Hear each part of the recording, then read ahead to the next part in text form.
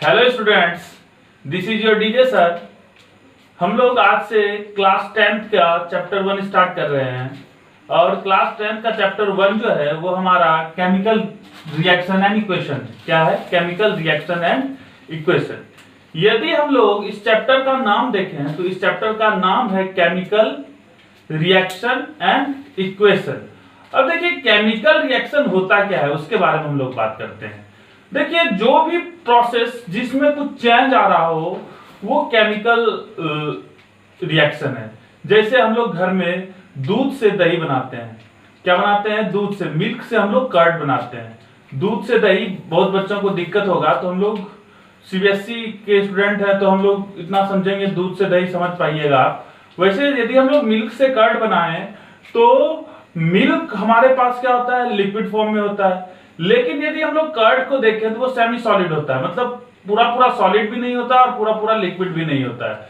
तो देखिए मिल्क से कर्ड का जो चेंज है यह एक केमिकल प्रोसेस है। इसमें क्या होता है कि मिल्क किसमें चेंज हो गया? कर्ड में। जैसे हम लोग और बात करें कि आप लोगों ने ग्लूकोज को पानी में मिलाया होगा तो क्या होता है? ग्लूकोज क्या होता है? हमारे पास सॉलिड होता है और वाटर जो है वो क्या होता है? लिक्विड होता है। और हम लोग जब ग्लूकोज को कर्ड में मिला देते हैं तो ओवरऑल जो हमारे पास सॉल्यूशन बनता है ग्लूकोज और वाटर का वो हमारा लिक्विड होता है। तो यह भी एक जो चेंज है वो क्या है? केमिकल चेंज है। हम लोग खाना खाते हैं और खाने से हमारे शरीर में एनर्जी मिलता है। क्या मिलता है? हम लोग जब खाना खाते हैं तो उसके बाद डाइजेशन का प्रोसेस होता है। क्या होता है? डाइजेशन का प्रोसेस होता है। तो डाइजेशन के प्रोसेस में क्या होता है कि हम लोग जो खाना खाते हैं वो खाना हमारे डाइजेशन प्रोसेस से क्या होता है? उससे हमको एनर्जी मिलता है। ये भी क्या है? केमिकल चेंज है। तो ये इसमें भी एक केमिकल रिएक्शन इन्वॉल्व रहता है। तो हम लोग जो भी हम लोग के पास डे टू डे लाइफ में आप लोग जो भी देखते हैं, घर में सब्जी बनता है, चावल बनता है, जो भी होता है, जो भी हम लोग देखते हैं सब में कुछ ना कुछ केमिकल चेंज होते रहता है। तो हम लोग को इसलिए इस चैप्टर में केमिकल रिएक्शन और इक्वेशन को पढ़ना। अब देखिए केमिकल रिएक्शन को देखें तो केमिकल रिएक्शन क्या है? यह एक प्रोसेस है जिसमें कुछ रिएक्टेंट, कुछ सब्सटेंस, रिएक्टेंट के बारे में भी बात नहीं करते हैं, कुछ सब्सटेंस आपस में रिएक्ट करते हैं और वो रिएक्ट करके क्या बनाते हैं? कुछ नया सब्सटेंस बनाता है। क्या होता है कि यदि हम लोग देखें तो हमारे पास कोई रिएक्टेंट होता होगा, कोई भी सब्सटेंस ए और बी है जो कि सी और डी बना दिया। क्या बना दिया? सी और डी बना दिया। तो देखिए यहां ए और बी में हम लोगों ने चेंज लाया और सी और डी बना। तो ये क्या है? एक केमिकल प्रोसेस है। क्या है? एक केमिकल प्रोसेस है। तो हम लोग उससे ही चालू करते हैं। सबसे पहले हम लोग डेफिनेशन लिखेंगे केमिकल रिएक्शन का। तो इसको हम लोग इरेज करते हैं और केमिकल रिएक्शन से हम लोग अपना स्टडीज को चालू करते हैं। ये सीबीएसई बोर्ड वालों के लिए है। सीबीएसई में जो भी क्लास 10th में पढ़ते हैं उनको पता होगा कि हमारा चैप्टर 1 क्या है? केमिकल रिएक्शन एंड इक्वेशन है। तो आपको उसको पढ़ना है। तो केमिस्ट्री का फर्स्ट चैप्टर जो कि हमें पढ़ना है 10th साइंस में वो है हमारा केमिकल रिएक्शन एंड इक्वेशन। तो इसको हम लोग कैरी करते हैं। इसको ये लिख लीजिए आप अपने कॉपी में। वीडियो को लाइक कीजिए, शेयर कीजिए, सब्सक्राइब कीजिए। इससे हम लोगों को भी मोटिवेशन मिलेगा तो हम लोग भी और वीडियोस बनाएंगे आप लोगों के लिए। तो आप इसको लिख लीजिए, उसके बाद हम लोग चालू करते हैं। हम लोग को चालू क्या करना है? Chemical reaction. क्या है? Chemical reaction. हम लोग बात करते हैं केमिकल रिएक्शन के बारे में।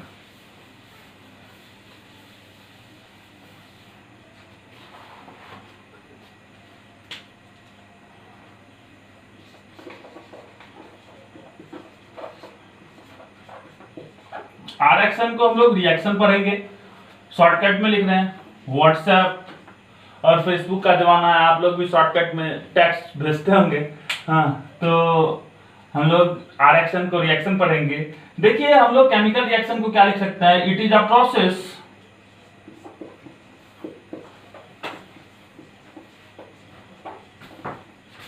इन विच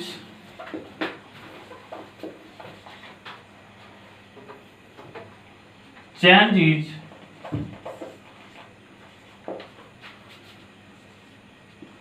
brought in any substance।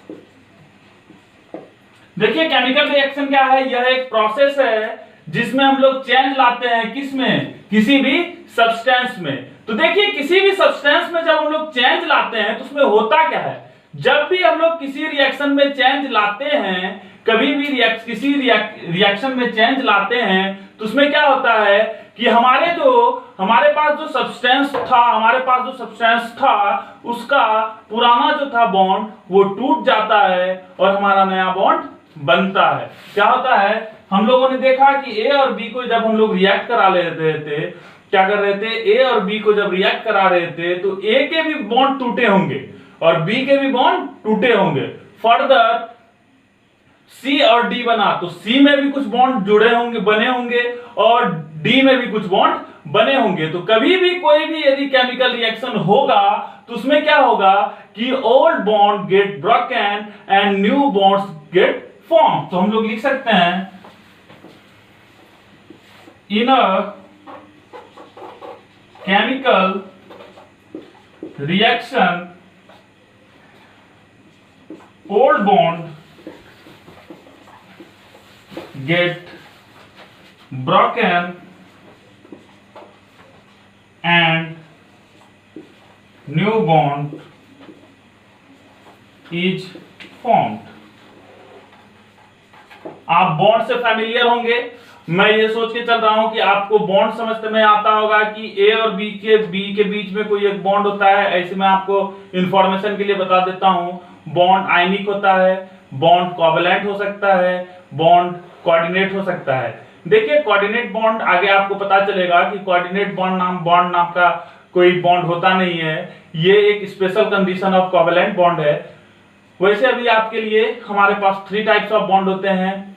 Ionic bond होता है, आयनिक बॉन्ड आयंस में फॉर्म होता है, कोवैलेंट बॉन्ड में शेयरिंग ऑफ इलेक्ट्रॉन्स होता है और कोऑर्डिनेट बॉन्ड में हमारे पास एक एटम ऐसा होता है जिसके पास इलेक्ट्रॉन डेफिशिएंट होता है, जो गरीब होता है, पुअर होता है इलेक्ट्रॉन से, और एक ऐसा होता है जिसके पास एक्सेस ऑफ इलेक्ट्रॉन होता है जिसको हम लोग डोनर बोलते हैं। तो एक एक्सेप्टर होता है जो इलेक्ट्रॉन को एक्सेप्ट करता है और एक डोनर होता है जो इलेक्ट्रॉन को डोनेट कर देता है। तो हम लोग क्या बोलते हैं कि किसी केमिकल रिएक्शन में हमारा पुराना बॉन्ड टूट जाता है और नया बॉन्ड बन जाता है। एक बात नोट करके ध्यान में रखिएगा कि जब भी कोई एक केमिकल रिएक्शन होता है तो एटम्स फॉर्म नहीं होते।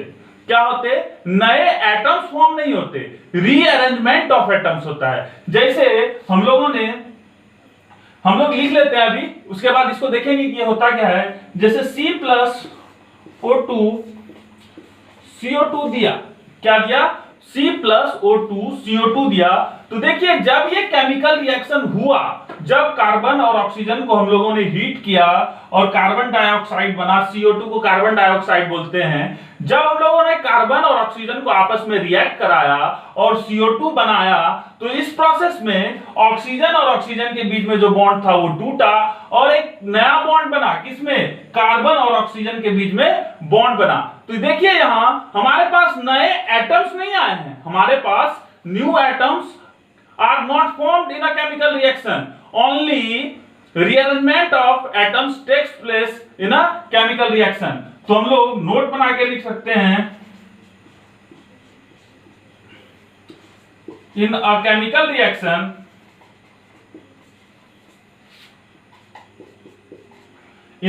reaction atoms does not form, new atoms लिख लेते हैं, क्या, new atoms does not form, only rearrangement of atom takes place, only rearrangement of atom takes place। क्या बोले कि जब भी कोई एक केमिकल रिएक्शन होगा, क्या होगा, जब भी एक कोई केमिकल रिएक्शन होगा तो उसमें हमारा जो है नए एटम्स नहीं फॉर्म होते। जो भी हमारे पास एटम उस केमिकल रिएक्शन में मौजूद है वो आपस में रीअरेंज करके नए सब्सटेंस को बनाता है, नए कंपाउंड्स को बनाता है। इस बात को एकदम ध्यान रखिएगा, new atoms does not form in a chemical reaction. इस बात को एकदम ध्यान में रखना है कि नया एटम कभी भी केमिकल रिएक्शन में नहीं बनता है। जो भी हमारे पास इनिशियली एटम्स हमारे पास हैं किसी रिएक्शन में, वो एटम्स आपस में रीअरेंज करते हैं और नया प्रोडक्ट हमको मिलता है, नया हमें सब्सटेंस मिलता है, और उसको हम लोग बाद में जो नया सब्सटेंस मिलता है उसको हम लोग प्रोडक्ट बोलते हैं। तो देखिए हम लोग यहां तक बात किया, आप इसको कॉपी कर लीजिए। यदि आपको स्क्रीनशॉट लेना है तो आप इसका स्क्रीनशॉट भी ले सकते हैं, फिर हम लोग फर्दर बात करते हैं। होप आपने स्क्रीनशॉट ले लिया होगा।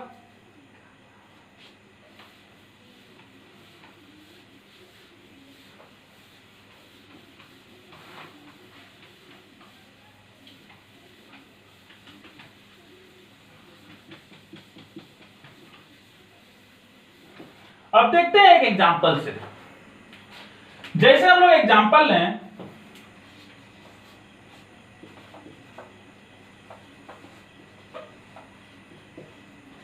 मैग्नीशियम को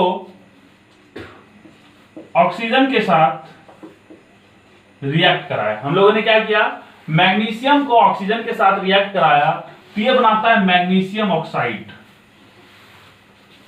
मैग्नीशियम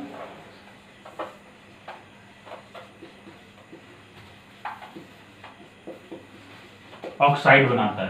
तो यहां देखिए मैग्नीशियम और ऑक्सीजन आपस में रिएक्ट किया, और मैग्नीशियम आपस में रिएक्ट करके क्या बनाया, प्रोडक्ट बनाया। तो देखिए जब भी हमारे पास कोई एक केमिकल रिएक्शन होगा तो उसके लिए हम लोग को एक केमिकल इक्वेशन लिखना पड़ेगा। क्या लिखना पड़ेगा, केमिकल इक्वेशन। जैसे यहां मैग्नीशियम ऑक्सीजन को O2 बोलते हैं,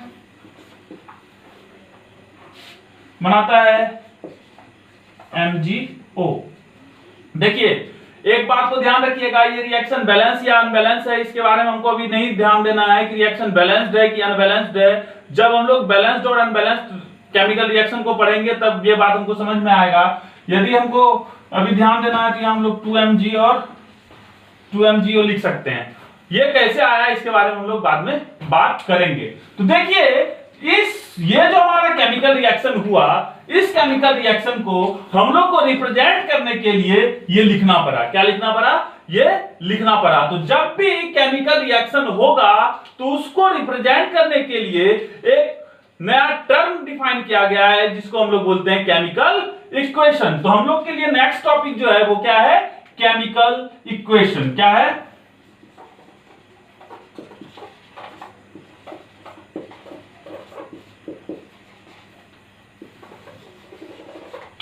क्या है, केमिकल इक्वेशन। यदि हम लोग केमिकल इक्वेशन के बारे में बात करें तो कोई भी जो केमिकल रिएक्शन हुआ उसका जो पिक्टोरियल रिप्रेजेंटेशन होगा, क्या होगा, पिक्टोरियल रिप्रेजेंटेशन होता है, उसको हम लोग क्या बोलते हैं, केमिकल इक्वेशन बोल सकते हैं। तो हम लोग लिख सकते हैं क्या, केमिकल इक्वेशन को, it is a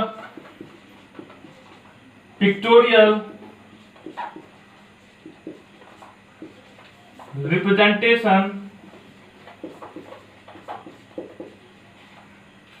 of a chemical reaction। क्या है, यह एक पिक्टोरियल रिप्रेजेंटेशन है। क्या है, यह एक पिक्टोरियल रिप्रेजेंटेशन है किसका, किसी एक केमिकल रिएक्शन का। कोई भी जो केमिकल रिएक्शन हुआ उसको हम लोग लिखेंगे कैसे, वो बताएगा हमको केमिकल इक्वेशन। यदि हम लोग केमिकल इक्वेशन लिख लें किसी रिएक्शन का तो हमको पता चल जाएगा कि उसमें हो क्या रहा है, उसमें हो क्या रहा है, क्या कितना रिएक्ट कर रहा है और क्या कितना फॉर्म हो रहा है। जैसे हमारे पास R1 और R2 आपस में रिएक्ट करके R3 बनाया। क्या बनाया, R1 और R2 आपस में, R1 और R2 कुछ भी हो सकता है, हम लोग यहाँ हाइपोथेटिकल R1 और R2 ले रहे हैं। यहाँ R1 और R2 कुछ आपस में रिएक्ट किया और R3 बनाया। देखिए इसमें दो साइड हैं, एक लेफ्ट हैंड साइड है और एक राइट हैंड साइड है। और किसी भी केमिकल रिएक्शन को हम लोग रिप्रेजेंट करते हैं कि एरो से रिप्रेजेंट करते हैं। किससे रिप्रेजेंट करते हैं? एरो से। तो देखिए, जिसमें चेंज लाया गया उसको हम लोग रिएक्टेंट बोलते हैं, और जो न्यू सब्सटेंस फॉर्म हुआ उसको क्या बोलते हैं हम लोग? प्रोडक्ट बोलते हैं। तो हम लोग अब बात करेंगे, किसी केमिकल इक्वेशन में दो पार्ट होता है, एक रिएक्टेंट पार्ट होता है और अनदर क्या होता है? प्रोडक्ट पार्ट होता है। तो लेफ्ट हैंड साइड पे हमेशा हमारे पास क्या होगा? रिएक्टेंट होगा, और राइट हैंड साइड पे हमेशा क्या होगा हमारे पास? प्रोडक्ट होगा। तो हम लोग बात करते हैं रिएक्टेंट और प्रोडक्ट का। तो यहां हम लोग ये बोल सकते हैं कि ये हमारा क्या है भैया? रिएक्टेंट है, और ये क्या है हमारा? प्रोडक्ट। ये क्या हमारा? रिएक्टेंट है, और ये क्या है हमारा? प्रोडक्ट है। तो हम लोग बात करते हैं रिएक्टेंट और प्रोडक्ट का।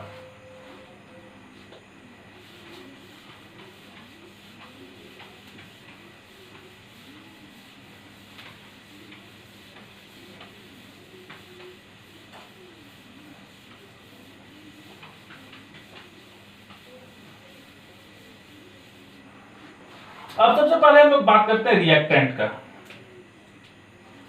किसके बारे में बात करते हैं? रिएक्टेंट का। देखिए, रिएक्टेंट के बारे में बात करें तो रिएक्टेंट वो सब्सटेंस होता है जिसमें हम लोगों ने चेंज लाया।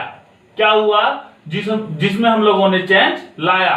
रिएक्टेंट वो होता है जिसके ओल्ड बॉन्ड ब्रेक करते हैं। क्या होते हैं? ओल्ड बॉन्ड ब्रेक करता है। और प्रोडक्ट वो होता है जिसमें नए बॉन्ड फॉर्म होते हैं। तो हम लोग बात करते हैं रिएक्टेंट का। तो रिएक्टेंट को लिख सकते हैं, it is the substance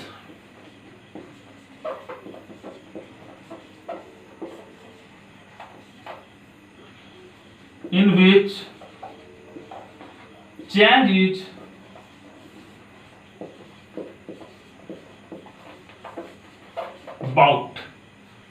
brought।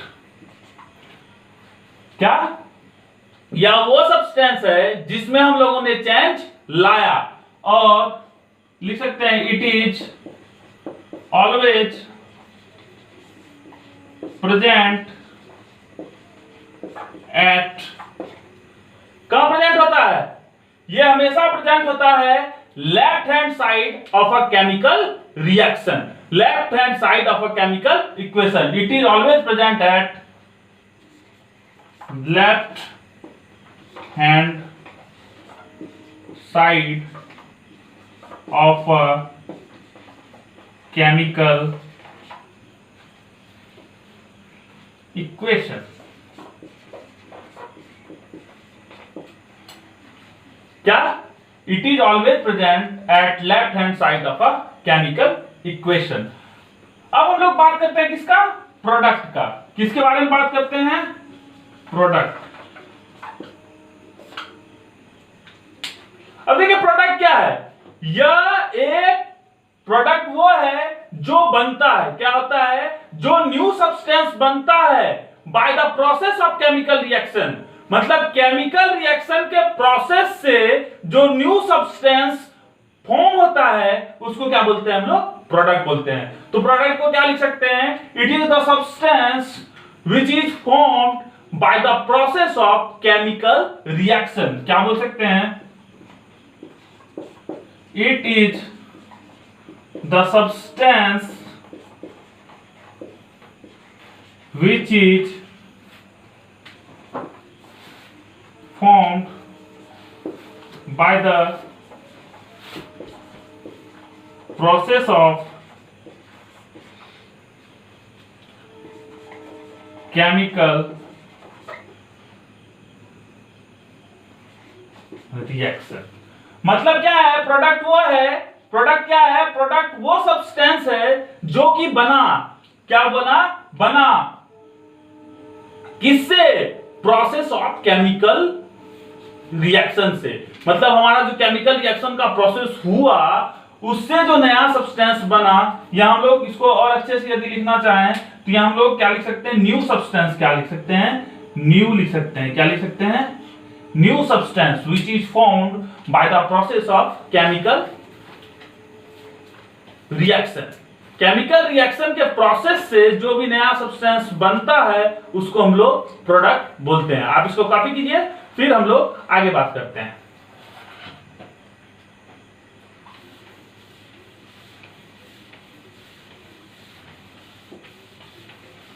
अब हम लोग आगे बात करें, जैसे हम लोग कोई एग्जांपल लें, जैसे क्या लिया हम लोगों ने एग्जांपल, C+O2 को जब हम लोग हीट करते हैं तो CO2 देता है। CO2 को कार्बन डाइऑक्साइड बोलते हैं, O2 को ऑक्सीजन बोलते हैं, और C क्या है हमारा, कार्बन है। तो देखिए लेफ्ट हैंड साइड पे जो है वो क्या है हमारा, रिएक्टेंट है, राइट हैंड साइड पे जो है वो क्या है हमारा, प्रोडक्ट है, और ये पूरा क्या है हमारा एक केमिकल इक्वेशन है। और ये क्या है, ये एक पिक्टोरियल रिप्रेजेंटेशन है किसका, केमिकल रिएक्शन का। केमिकल रिएक्शन का ये एक पिक्टोरियल रिप्रेजेंटेशन है जिसमें C+O, यदि हम लोग रिएक्टेंट के बारे में बात करेंगे तो रिएक्टेंट क्या हमारा, C+O हमारा रिएक्टेंट है। और यदि हम लोग प्रोडक्ट के बारे में बात करेंगे, किसके बारे में, प्रोडक्ट के बारे में, तो प्रोडक्ट हमारा क्या है, CO2। क्या है, CO2। तो देखिए लेफ्ट हैंड साइड पे जो है ये क्या हमारा रिएक्टेंट है, राइट हैंड साइड पे जो है ये क्या हमारा प्रोडक्ट है। जैसे एक और एग्जांपल लें, क्या ले एग्जांपल, बताओ, कुछ भी बताओ, जो भी तुम्हारा तुम जो भी क्वेश्चन जानते हो, जो भी तुम प्रोसेस ऑफ केमिकल रिएक्शन जानते हो वो सब ले सकते हैं हम लोग। जैसे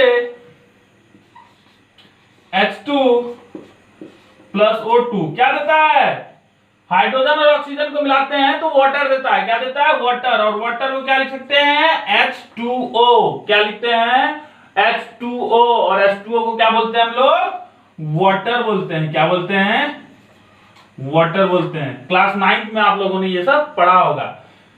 अब देखो ये रिएक्शन बैलेंस है कि अनबैलेंस है, इसके बारे में हम लोग बाद में बात करेंगे। क्या करेंगे, बाद में बात करेंगे। तो देखिए ये जो लिखा हुआ है ये क्या है, केमिकल इक्वेशन। क्या है, केमिकल इक्वेशन। और ये बता क्या रहा है, बता रहा है उस केमिकल इक्वेशन के रिएक्शन के प्रोसेस को। ये बता रहा है कि कार्बन और ऑक्सीजन आपस में रिएक्ट करके CO2 दिया।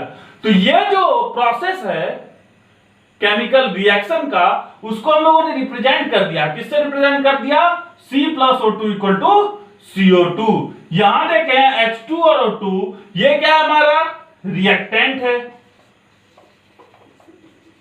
क्या है, रिएक्टेंट है। और ये क्या है हमारा, प्रोडक्ट है। क्या है, प्रोडक्ट है। होप आप यहां तक समझ गए होंगे। फिर हम लोग आगे बात करते हैं। यदि हम लोग आगे बात करें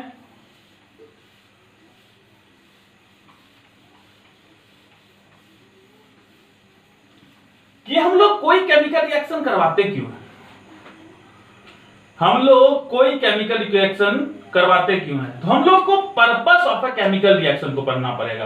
क्या पढ़ना पड़ेगा, purpose of a chemical reaction. हम लोग कोई केमिकल रिएक्शन क्यों कराते हैं, देखिए हमारे डे टू डे लाइफ में बहुत ऐसा चीज है जिसका हमको जरूरत पड़ेगा। जैसे इस मार्कर के इंक का, जैसे इस मार्कर के इस प्लास्टिक का, जैसे हम लोग ये शर्ट पहने हुए, टी शर्ट पहने हुए हैं, तो इस टी शर्ट के इस फैब्रिक का, जैसे हमारा यदि बाल व्हाइट हो जाए तो इसको ब्लैक करने का, जैसे ये हम लोगों ने हाथ में पहना हुआ है इसको बनाने का। तो ये सारे प्रोसेस जो है ये कोई ना कोई केमिकल प्रोसेस से होके जाता है। क्या होता है, ये जो भी प्रोडक्ट हमें मिलते हैं वो कोई ना कोई केमिकल प्रोसेस के होते हुए जाता है। तो हम लोग process of a chemical reaction क्या है कि हम लोग केमिकल रिएक्शन से कुछ नए प्रोडक्ट को बनाते हैं। तो हम लोग लिख सकते हैं कि purpose of a chemical reaction is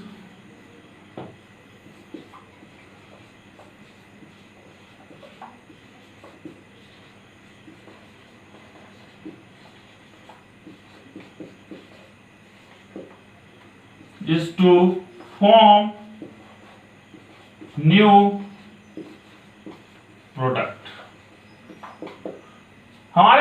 किसी केमिकल रिएक्शन का पर्पस क्या है कि हम लोग को कुछ नया प्रोडक्ट बनाना है। क्या करना है? नया प्रोडक्ट बनाना है। वो क्या है? Purpose of a chemical reaction. किसी केमिकल रिएक्शन का जो पर्पस है वो क्या है?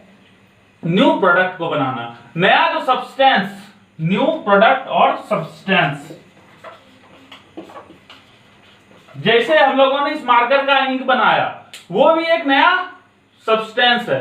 उसको बनाने के लिए हमको केमिकल इंडस्ट्री में जाना पड़ेगा और डाई बनाते हैं। क्या बनाते हैं हम लोग? डाई। जैसे हम लोग बाल कलर करने के लिए भी डाई बनाते हैं। पहले यदि आप 4th क्लास 5th क्लास में पढ़ते होंगे तो उस समय जो हमारा डाई होता था वो बहुत बदबू देता था। काहे कि उसमें अमोनिया होता था। अमोनिया जानते हैं? अमोनिया, NH3 को अमोनिया बोलते हैं। धीरे धीरे हम लोग मॉलिक्यूल्स के नाम को भी धीरे धीरे याद कर लेंगे। NH3 को क्या बोलते हैं हम लोग? अमोनिया बोलते हैं। क्या बोलते हैं? अमोनिया बोलते हैं। तो जो हमारा अमोनिया है, क्या है? अमोनिया है। अमोनिया रहता है तो अमोनिया बहुत बदबू देता है। तो पहले जब हम लोग बाल डाई करते थे, हमारे पापा, मतलब हमारे जो ग्रैंडफादर होंगे या हमारे पापा जो हैं, यदि उनका बाल व्हाइट हो गया है तो उसको डाई करने के लिए डाई यूज करते हैं। कलर करने के लिए क्या करते हैं? Dye use. तो पहले जो हमारा कलरिंग सब्सटेंस था वो बहुत बदबू देता था। काहे कि उसमें क्या था? अमोनिया था। अब अमोनिया था तो बदबू देता था। तो बहुत सारे प्रोसेस को लगाने के बाद क्या किया गया? उसको अमोनिया फ्री कर दिया गया। क्या कर दिया गया? अमोनिया फ्री कर दिया गया। और अब जो हमारा डाई होता है वो बदबू नहीं देता है। तो हम लोग क्या कर रहे हैं? किसी केमिकल रिएक्शन से कुछ नए प्रोडक्ट को बनाते हैं, कुछ नए सब्सटेंस को बनाते हैं। आप इसको कॉपी कर लीजिए, फिर हम लोग आगे बात करते हैं। होप आपने कॉपी कर लिया होगा। स्क्रीनशॉट ले लीजिए।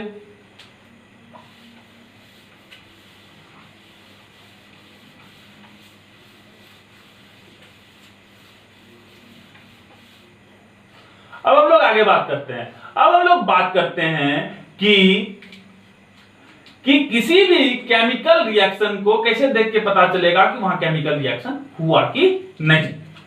तो हम लोग बात करते हैं characteristics of a chemical reaction. क्या कैरेक्टरिस्टिक्स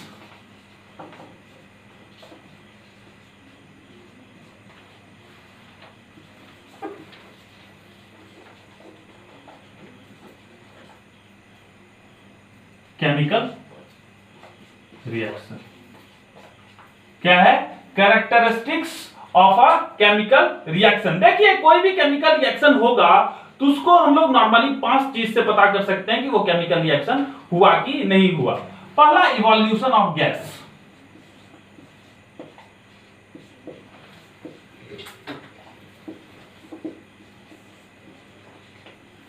पहला क्या? Evolution of gas. सबको हम लोग बारी बारी से समझेंगे। Second, change in temperature.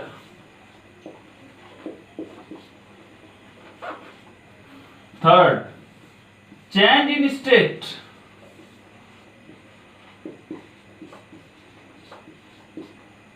Fourth, हम लोगों ने evolution gas, change in colour.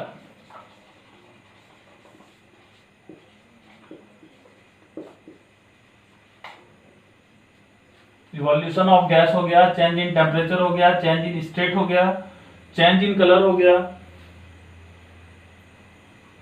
और फिफ्थ है फॉर्मेशन ऑफ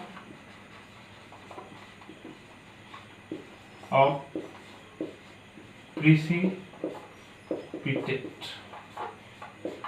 देखिए, मैं डे टू डे लाइफ से इन सारे चीज को बताता हूं।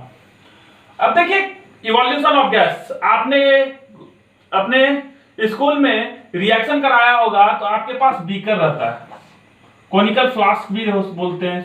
कॉनिकल फ्लास्क ले लेते हैं। कॉनिकल फ्लास्क में हम लोग वाटर ले लेते हैं। क्या ले लेते हैं? वाटर। क्या ले लेते हैं? इसमें क्या है? वाटर। अब इस वाटर के का जो हमारे पास कॉनिकल फ्लास्क है, इसको हम लोग क्या करते हैं? गर्म कर देते हैं। क्या करते हैं? गर्म कर रहे हैं। क्या कर रहे हैं? गर्म कर रहे हैं। जब इसको गर्म करेंगे इस वाटर को, तो क्या होगा? यहां से बबल्स निकलता हुआ दिखेगा। वाटर के सरफेस से, ये जो वाटर का सरफेस है यहां से बबल्स निकलेगा। क्या निकलेगा?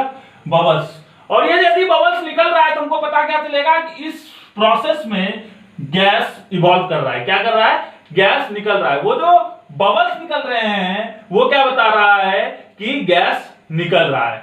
अब दूसरा, change in temperature.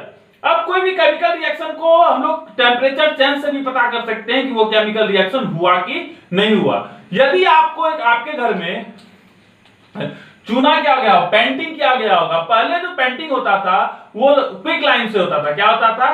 Quick lime से होता था। तो क्विक लाइम में जैसे हम लोग वाटर ऐड करते हैं तो क्या होता है, वाटर ऐड करने से हमारा जो लाइम है वो मिल्की कलर का हो जाता है और वो बहुत हीट गर्म हो जाता है। क्या होता है? वो वार्म हो जाता है। तो वार्म होने के कारण हम लोग को पता चल गया कि वहां टेम्परेचर भी चेंज हुआ। उस प्रोसेस में हमारा क्या हुआ? टेम्परेचर भी चेंज हुआ। अब देखिए change in state. Change in state तो रोज देखते हैं। घर में वाटर में यदि हम लोग शुगर ऐड करें और उसको स्टीर करें कुछ देर तक तो क्या होता है? हमारा चीनी गायब हो जाता है, वाटर में मिल जाता है। तो क्या हुआ? हमारा जो चीनी था, जो हमारा शुगर था वो सॉलिड था। अब क्या हुआ? वो शुगर गायब हो गया। वो क्या हो गया? सॉलिड हो गया। क्या हो गया? सॉलिड से कहां चेंज हो गया? लिक्विड में चेंज हो गया। अब चेंज इन कलर, बहुत सारे केमिकल रिएक्शन में हम लोग देखेंगे। अभी आप यदि स्कूल में रिएक्शन करवाइएगा तो आपको टाइट्रेशन करवाया जाएगा और टाइट्रेशन में हमारे बहुत सारे ऐसे कंपाउंड हैं जिसमें हम थोड़े अमाउंट में यदि कुछ इंडिकेटर डाल दें तो वो क्या हो जाता है? उसका कलर चेंज हो जाता है। फॉर्मेशन ऑफ प्रिसिपिटेट, ये घर में देख सकते हैं। हम लोग दूध गर्म करते हैं, जब मिल्क को गर्म करते हैं और उसको ठंडा होने छोड़ देते हैं तो उसके ऊपर पे एक सॉलिड लेयर बन जाता है, क्रीम, जिसको हम लोग क्या बोलते हैं? क्रीम बोलते हैं। तो देखिए क्या हुआ, एक नया लेयर बना। वो जो लेयर, फॉर्मेशन ऑफ लेयर हुआ, उसी को हम लोग प्रिसिपिटेट बोलते हैं। प्रिसिपिटेट क्या होता है? प्रिसिपिटेट इंसॉल्युबल होता है। यदि एक बार प्रिसिपिटेट बन गया तो वो इंसॉल्युबल होगा। वाटर के केस में यदि उसको अच्छे से स्टीर कर दें तो वो मिल भी जाता है, लेकिन बहुत सारे केसेस ऐसे हैं जिसमें यदि एक बार प्रिसिपिटेट फॉर्म हो गया तो वो वाटर में नहीं मिलेगा। तो ये हमारा क्या हुआ कि कभी भी कोई केमिकल रिएक्शन हो रहा है कि नहीं, यदि इनमें से कोई चेंज हुआ तो नॉर्मली वो केमिकल रिएक्शन होगा, और यदि इनमें से कोई चेंज नहीं हुआ तो केमिकल रिएक्शन नहीं होगा। तो हम लोग केमिकल रिएक्शन के कैरेक्टरिस्टिक्स के बारे में बात कर रहे थे। तो कैरेक्टरिस्टिक्स क्या है? इवोल्यूशन ऑफ गैस हो जाए, चेंज इन टेम्परेचर हो जाए, चेंज इन स्टेट हो जाए, चेंज इन कलर हो जाए, या तो फॉर्मेशन ऑफ प्रिसिपिटेट हो। तो इस सारे कैरेक्टरिस्टिक्स से हम लोग बता सकते हैं कि कोई केमिकल रिएक्शन हुआ कि नहीं हुआ। अब कल हम लोग केमिकल रिएक्शन को स्टार्ट करेंगे और केमिकल रिएक्शन में हम लोग टाइप्स ऑफ केमिकल रिएक्शन के बारे में पढ़ेंगे कि बैलेंस केमिकल रिएक्शन क्या होता है और अनबैलेंस केमिकल रिएक्शन क्या होता है। आप होप आपने अभी तक वीडियो को एंजॉय किया होगा। आप वीडियो को लाइक कीजिए, शेयर कीजिए और सब्सक्राइब कीजिए। आप अपने दोस्तों को बताइए।